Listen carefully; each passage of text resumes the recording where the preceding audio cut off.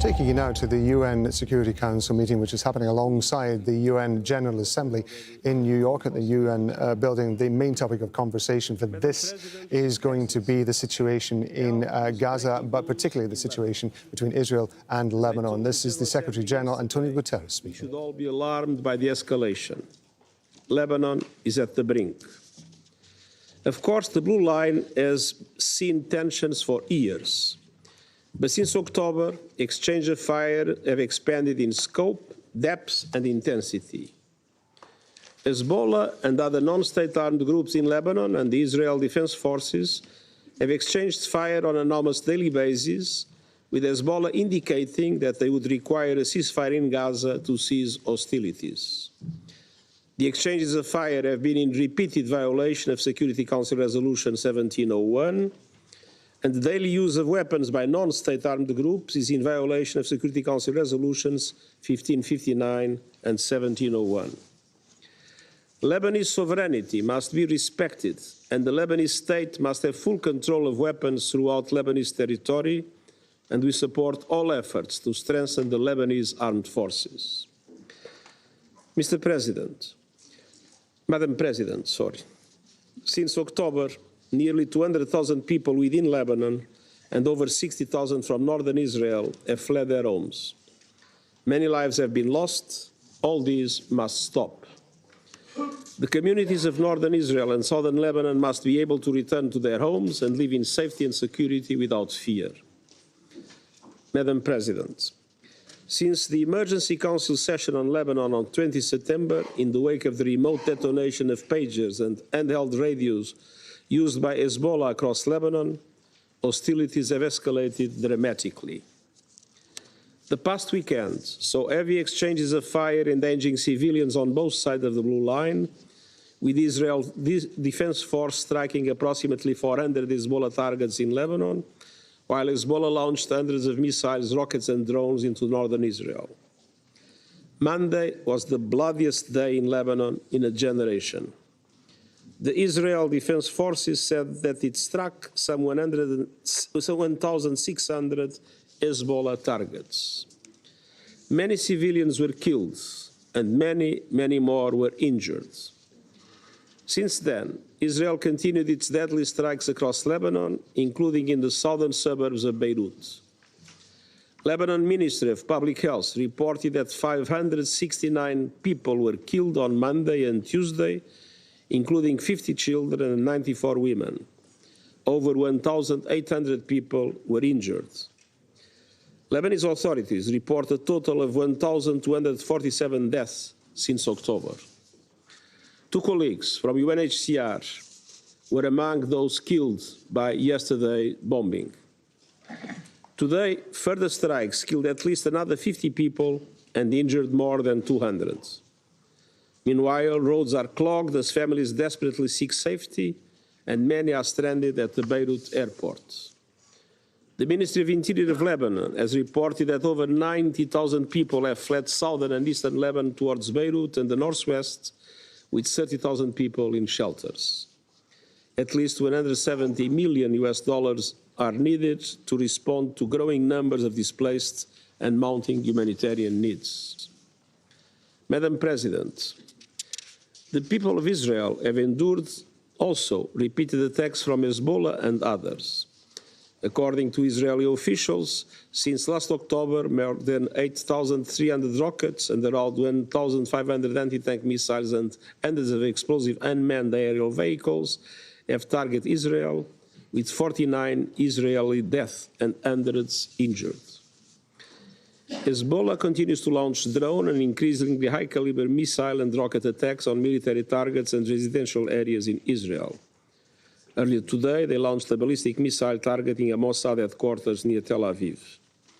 The ongoing rocket attacks have injured several people in Israel, with homes and other structures damaged. Monsieur le Président, les efforts diplomatiques se sont intensifiés afin de parvenir à un cessez-le-feu temporaire to achieve a temporary ceasefire, allowing for delivery of humanitarian relief and paving the way for the resumption of more durable peace. We fully support these efforts. Earlier this week, the UN Special Coordinator for Lebanon, Ms. Jeanine Hennis-Plasschaert, traveled to Israel consultations, underscoring that military escalation is in no one's interest. The head of mission and force commander of the UN Interim Force in Lebanon, UNIFIL, General Aroldo Lazaro, has continued his close engagement with the parties, supporting humanitarian access wherever possible, and continuing to urge immediate de-escalation. Despite the dangerous conditions, our peacekeepers remain in position. To mitigate the risk to mission personnel, most civilian personnel have temporarily relocated north of the Litani River.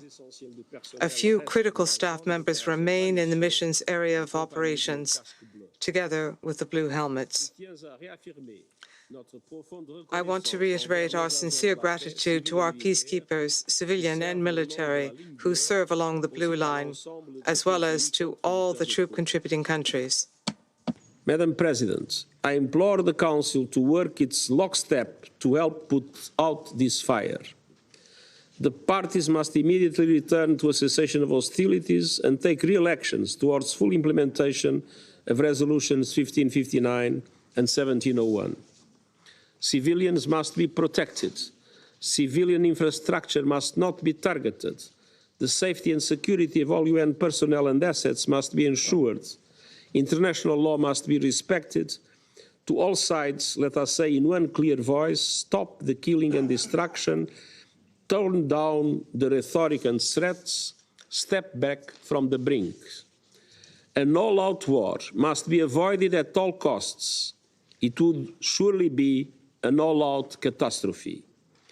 The people of Lebanon, as well as the people of Israel and the people of the world, cannot afford Lebanon to become another Gaza, and I thank you. I thank the Secretary-General for his briefing. I shall now make a statement in my capacity as the Deputy Prime Minister and Minister for Foreign and European Affairs of Slovenia. Excellencies, more violence will not bring more security. Terrorism under disguise of solidarity or military... You're watching Al Jazeera. It is 22:12 GMT, and we've just been watching the start of a meeting of the UN Security Council, which is running alongside the UN General Assembly in New York, and opening remarks were made originally by the current president of the Security Council, which is Slovenia, followed by the UN Secretary-General Antonio Guterres, who then went on to list the timeline of what has been happening, particularly between Israel and Hezbollah over the borders between Lebanon and Israel over the last several days. He said people of South Lebanon and northern Israel should be able to return their homes. He said Monday was the bloodiest day in Lebanon.